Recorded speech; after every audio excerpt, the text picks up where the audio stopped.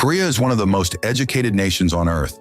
Nearly 70% of young Koreans hold a university degree, according to the OECD.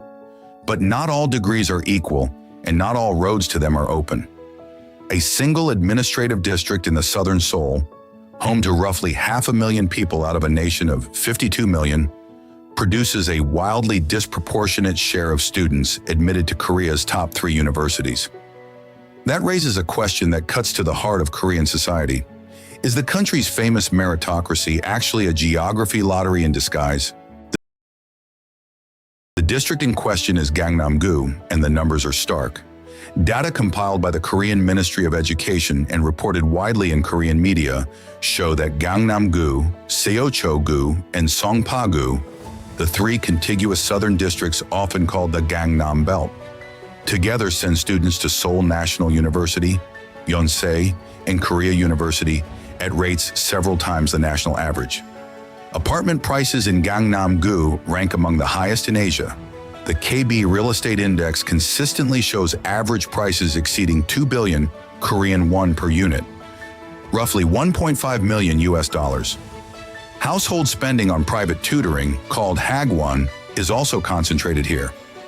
Statistics Korea reports that Korean families spent over 26 trillion won on private education in a single year. And surveys show Gangnam households spend more than 3 times the national average per child. Meanwhile, acceptance rates to top universities from rural provinces sit far below those of Seoul, according to Korea University admissions data. This concentration did not happen by accident. In the 1970s, the Korean government actively relocated prestigious high schools from northern Seoul to the newly developed Southern Bank as part of a broader urban expansion policy. Those schools brought status, and status attracted wealthy families. Property values followed. Over the following decades, a self-reinforcing loop locked in. Wealthy families moved to Gangnam to access the schools.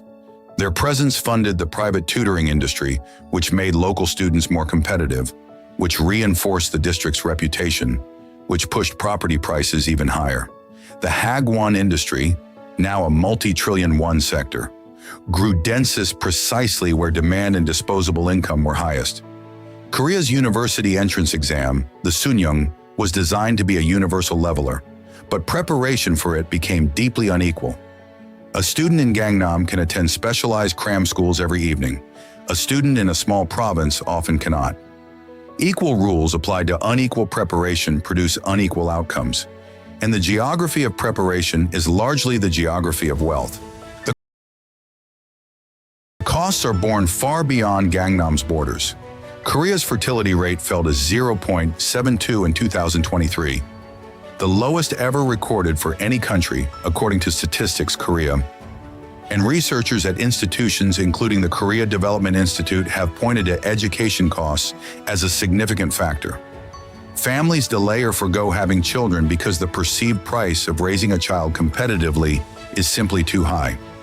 Young people from outside Seoul describe moving to the capital as the only viable path, accelerating regional depopulation. And inside the system, the psychological toll is well documented.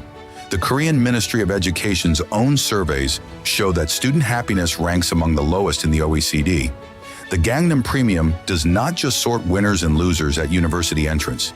It shapes family formation, internal migration, regional economic vitality, and the mental health of an entire generation.